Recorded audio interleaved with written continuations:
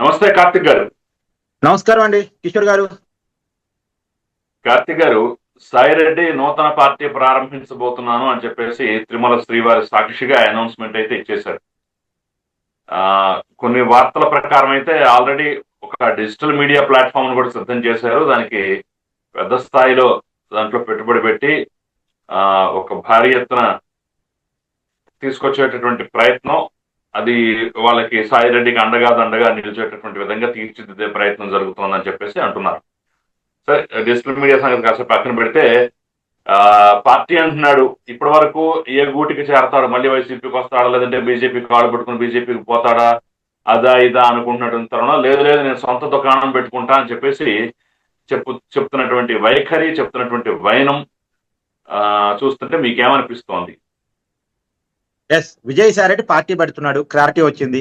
ఈ నెలలోనే పెడుతున్నాడు, క్లారిటీ వచ్చింది. అయితే ఇక్కడ మాట్లాడుకోవాల్సింది ఏంటంటే ఎవరి కోసం పెడుతున్నాడు, ఎందుకోసం పెడుతున్నాడు, అతని టార్గెట్ ఏంటి, ఉద్దేశాలు ఏంటి, ఇది క్లియర్ గా మాట్లాడుకోవాలి.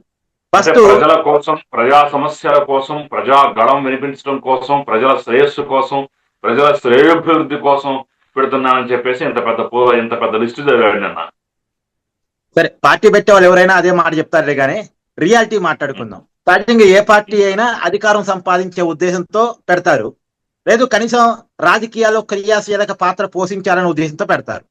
అయితే విజయసాయిరెడ్డికి పార్టీ పెట్టి అధికారంలోకి ఆ పార్టీని తెచ్చుకోగల సామర్థ్యం ఉందా అంటే రియాలిటీని మనం చెక్ చేస్తే ఇంతవరకు విజయసాయిరెడ్డి ఎప్పుడు ఎన్నికల్లో పోటీ చేసినోడు కాదు. అంటే ఒక్కసారి పోటీ చేశాడు, గెలిచినోడు కాదు.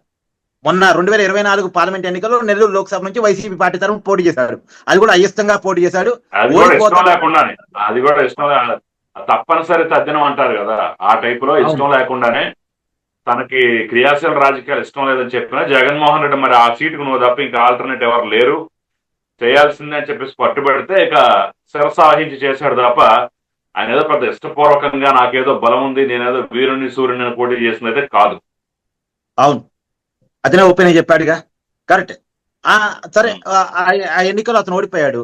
ఎప్పుడు రాజ్యసభకి నామినేట్ అయ్యేవాడు తప్ప ప్రత్యక్ష ఎన్నికల్లో పాల్గొని గెలిచినటువంటి వ్యక్తి విజయసాయిరెడ్డి కాదు. అతనే మాస్ లీడర్ కాదు, చరిస్మా ఉన్నవాడు కాదు, సో ప్రజల్ని కదిలించగలిగిన వాడైతే కాదు. మరి అలాంటి వాడు పార్టీ పెట్టి ఆ పార్టీని అధికారం తీసుకురాగలడా అంటే ఖచ్చితంగా కాదు అనే చెప్పాలి. ఇప్పటికైతే రాబోయే కాలం చూద్దాం కానీ ఇప్పటికైతే కాదు అని చెప్పాలి. అందులో విజయసాయిరెడ్డి కొద్ది ప్రాక్టికల్ గా ఉండే మనిషి. అతని వైసీపీ ఓడిపోయింది అనే విషయం వైసీపీ అధికారంలో ఉన్నప్పుడే తెలుసు.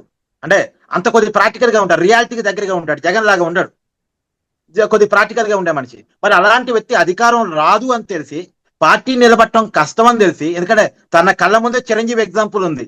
చిరంజీవి లాంటి మాస్ లీడర్, అంటే మాస్ ఇమేజ్ ఉన్నటువంటి సినిమా హీరో 2009 ఎన్నికల ముందు పార్టీ పెట్టి ఏమైంది, నిలబెట్టుకోవడం చాలా కష్టమైంది కదా.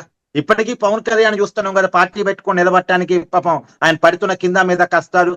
2014 ఎన్నికల ముందు పెడితే ఇప్పుడు కొద్దిగా ఆయన డిప్యూటీ సీఎం కాగలిగి జనసేన పార్టీకి ఒక మంచి రిజల్ట్ వచ్చింది.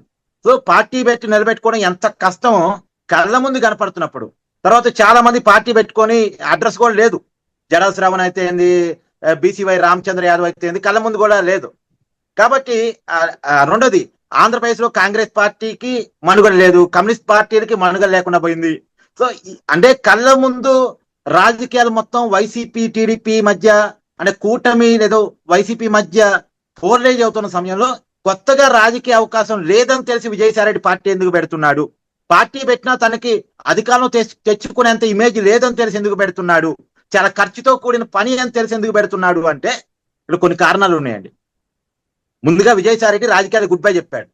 రాజకీయాలు గుడ్ బై చెప్పటం వెనకాల కూడా ఏదో రాజకీయాన్ని తొలుగుదామని కాదు, ఆ రోజుకి అతని మీద ఉన్న కేసులు, అతనుకున్న ఇబ్బందులు, జగన్మోహన్ రెడ్డి గారితో కలిసి ట్రావెల్ అయితే ఇబ్బందులు తప్ప ఇంకేమీ లేవు. రెండు, జగన్మోహన్ రెడ్డి రియాలిటీలో కూడా లేడు. మళ్ళీ జగన్మోహన్ రెడ్డి స్వార్థపరుడు, అతన్ని నమ్ముకుంటే పడవ మునిగిపోయింది అని చెప్పేసి ఆ పార్టీకి గుడ్ బై చెప్పినట్టు చెప్పాడు. కానీ బీజేపీలో చేరదామని ట్రై చేశాడు. కానీ బీజేపీలో చేరదాం అనుకున్నప్పటికీ కూడా కూటమిలో టీడీపీ జనసేన ఉండటం వల్ల వీళ్ళ అభ్యంతరాల వల్ల బీజేపీ చేర్చుకోలేదు. సో సాధ్యం కాలే. ఇప్పుడు బీజేపీలో చేరలేడు, టీడీపీ జనసేన చేర్చుకోవు, వీళ్ళు చేర్చుకోరు, బీజేపీలో చేరనివ్వరు. మరి వైసీపీలో తిరిగి వెళ్దామంటే ఆ పార్టీ మారలేదు, ఆ పార్టీలో ఆల్రెడీ కోటరీ ఉంది, విజయసాయిరెడ్డికి ఒకప్పుడు ఉన్న ఇంపార్టెన్స్ లేదు. సో వైసీపీలోకి వెళ్ళలేడు. ఎందుకంటే వైసీపీ నుంచి ఏ కారణాలతో బయటకు వచ్చాడు, ఇప్పటికీ అదే కారణాలు కొనసాగుతున్నాయి. అంటే ఆప్షన్ లేదు, ఏ పార్టీలోకి పోలేడు. అప్పుడు తనకున్న ఏకైక ఆప్షన్ పార్టీ పెట్టాలి. పార్టీ పెట్టి కొంత ఎస్టాబ్లిష్మెంట్ చేసుకోవాలి. వేరే పార్టీలోకి పోలేడు అనటం కన్నా వేరే పార్టీలు రానివ్వు అని చెప్పడం బెటర్ ఏమో. ఎస్ కరెక్టే, మీరు అన్నది కూడా కరెక్టే. వేరే పార్టీలు రానివ్వవు. కాబట్టి ఏం చేయాలి? ఇప్పుడు పార్టీ పెట్టాలి, కొంత జనానికి కనెక్ట్ అయ్యే భావాజాలాన్ని తీసుకెళ్ళాలి. తర్వాత ఆ పార్టీని తీసుకుపోయి బీజేపీలో విలీనం చేయాలి. ఇప్పుడు వ్యక్తిగా బీజేపీలో చేర్చుకోరు, కానీ పార్టీని విలీనం చేస్తున్నామంటే రేపు చేర్చుకోవచ్చేమోగా. అప్పుడు టీడీపీ జనసేన కూడా అభ్యంతరం పెట్టకపోవచ్చేమో కదా, ఒక పార్టీ బీజేపీలో బెర్జ్ అవుతుంది అనుకున్నప్పుడు.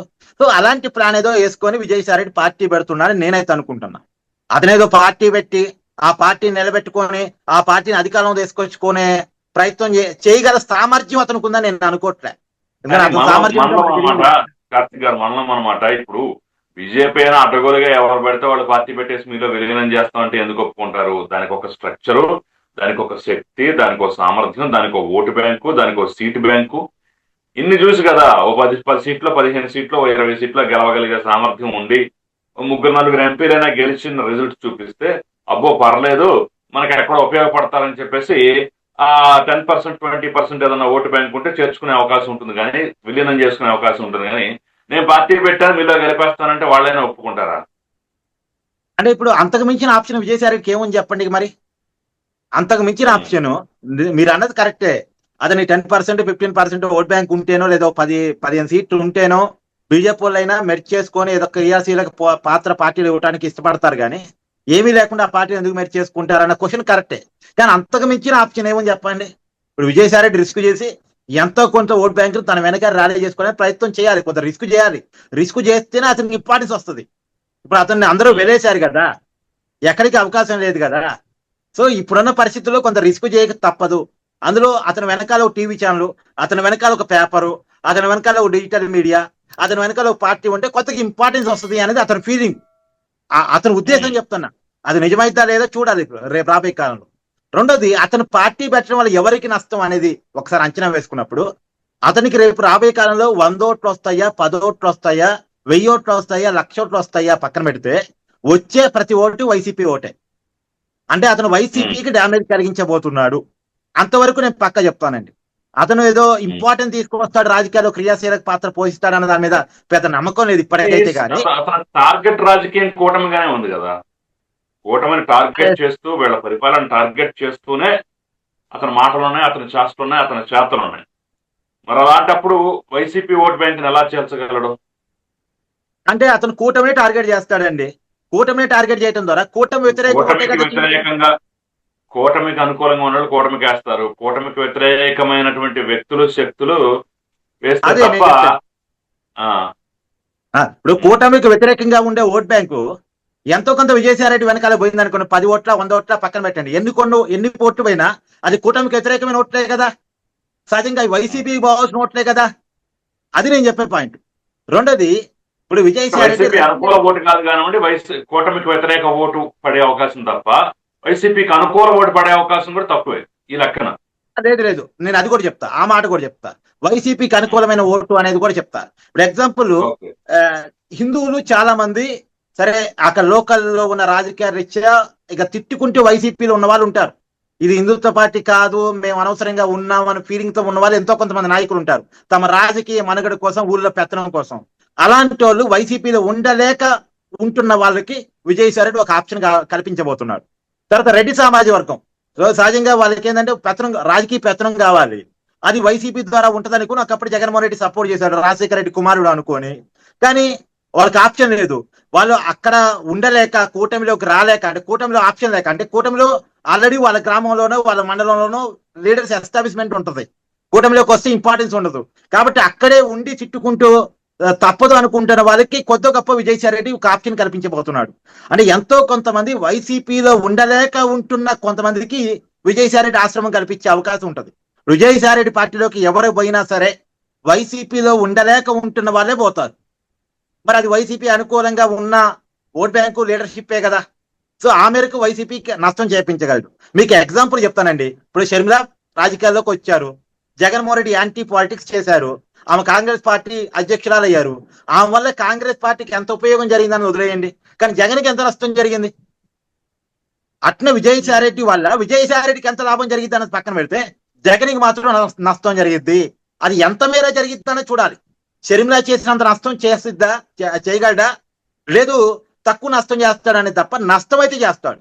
ఆ నష్టం శాతం ఎంత అని తేలాలంటే విజయసాయిరెడ్డి పర్ఫార్మెన్స్ ఎలా ఉంటుంది రాజకీయాల్లోనే చూడాలి. విజయసాయిరెడ్డి ఎంత పర్ఫార్మెన్స్ బాగుంటే అంత మేరకు జగన్ నష్టం. అది నేను చెప్పదలుచుకుంది.